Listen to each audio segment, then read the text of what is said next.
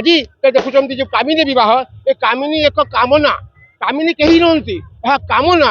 ଯୋଉ କାମନା ଆମ ଭିତରେ ଅଛି, ଷଡ଼ରିପୁ ଭିତରେ ଯୋଉ କାମନା ଏକ ପ୍ରଥମ ଶତ୍ରୁ, ଯେ ପ୍ରଥମ ରିପୁ ଆମ ଭିତରେ କାମନା, ତାକୁ ଦମନ କରିବା ନିମନ୍ତେ ଏହା ଏକ ତତ୍ତ୍ୱଗତ ପ୍ରଥା, ସାମାଜିକ ପରମ୍ପରା।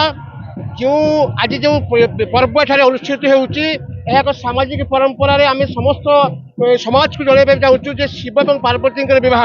କିନ୍ତୁ ତାତ୍ତ୍ୱିକ ଦୃଷ୍ଟିରୁ ଶିବ ହେଉଛନ୍ତି ରତିଙ୍କ ପତିଙ୍କୁ ଯେ ନାଶ କରିଥିଲେ, ଯେ ସମସ୍ତ କାମକୁ ଯେ ଜୟ କରିଥିଲେ, ସେ ପୁଣି ବିବାହ କରିବେ। ଏପରି ଏକ କୃଚ୍ଛ, ଏଭଳି ଏକ ଯେଉଁ ମାନେ ସାମାଜିକ ତଥ୍ୟ ଆପଣମାନଙ୍କ ଆଗରେ ପରିବେଷଣ କରାଯାଉଛି ଯେ ଆମେ ଦାମ୍ପତ୍ୟ ଜୀବନରେ ସମସ୍ତେ ଏକ ସାମାଜିକ ପରିବେଶ ଭିତରେ, ଦାମ୍ପତ୍ୟ ଜୀବନ ଭିତରେ ସୁଖରେ ରହିବା ପାଇଁ ଏହା ଏକ କେବଳମାତ୍ର ଉଦାହରଣ। ପ୍ରକୃତରେ ଏହା ବିବାହ ନୁହେଁ, ଏ ପରମାତ୍ମା, ଏ ପରମ ଏବଂ ଅବ୍ୟକ୍ତ ପରମ ଏବଂ ବ୍ରହ୍ମଙ୍କ ସହିତ ମାୟା ଯୋଗମାୟାଙ୍କର ଏକ ମିଳନ।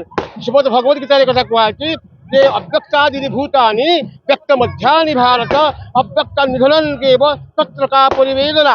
ଏ ସମସ୍ତ ଯୋଗମାୟା ଦ୍ୱାରା ଆବୃତ ଏ ସଂସାର, ଏ ପୃଥିବୀ, ଏ ବ୍ରହ୍ମାଣ୍ଡ, ଏ ସମସ୍ତ ଯୋଗମାୟାଙ୍କ ଦ୍ୱାରା ଆବୃତ ହୋଇଅଛି। ବ୍ରହ୍ମ ନୀରବ, ବ୍ରହ୍ମ ହେଉଛନ୍ତି ଅନିର୍ବଚନୀୟ, ଅନାଦି ଅନନ୍ତ।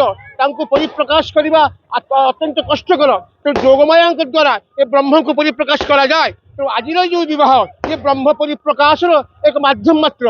ତେଣୁ ଏ ବିବାହ ଏକ ଉଦାହରଣ ସ୍ୱରୂପ ଏ ସାମାଜିକ ସ୍ତରରେ ଆମେ ସମସ୍ତଙ୍କୁ ଦେଖାଇ ଦେଉଛୁ ଯେ ଶିବ ମଧ୍ୟ ପରମ ବ୍ରହ୍ମ ହୋଇ ଯେ ରତିଙ୍କ ପତିଙ୍କୁ ନାଶ କରିଥିଲେ, ରତିପତି ନାଶଙ୍କ ପ୍ରମଥ ଗଣେଇ ସଙ୍ଗ, ଯେ ରତିଙ୍କ ପତିଙ୍କୁ ନାଶ କରିଥିଲେ, ସେ ଆଜି ବିବାହ ଭଳି ଏକ ସାଧାରଣ କଥା କରିବେ। ଏହା ଏକ ସାମାଜିକ ଶିକ୍ଷା, ଲୋକଶିକ୍ଷା ଜଣାଇବା ନିମନ୍ତେ ଏହା ଏକ ପରମ୍ପରା, ଏକ ପ୍ରଥା ମାତ୍ର ଆମେ କରିଅଛୁ। ତେଣୁ ଆଜି ଦେଖୁଛନ୍ତି ଯୋଉ କାମିନୀ ବିବାହ, ଏ କାମିନୀ ଏକ କାମନା। କାମିନୀ କେହି ନୁହନ୍ତି, ଏହା କାମନା। ଯୋଉ କାମନା ଆମ ଭିତରେ ଅଛି, ଷଡ଼ରିପୁ ଭିତରେ ଯୋଉ କାମନା ଏକ ପ୍ରଥମ ଶତ୍ରୁ, ଯେ ପ୍ରଥମ ରିପୁ ଆମ ଭିତରେ କାମନା, ତାକୁ ଦମନ କରିବା ନିମନ୍ତେ ଏହା ଏକ ତତ୍ତ୍ୱଗତ ପ୍ରଥା।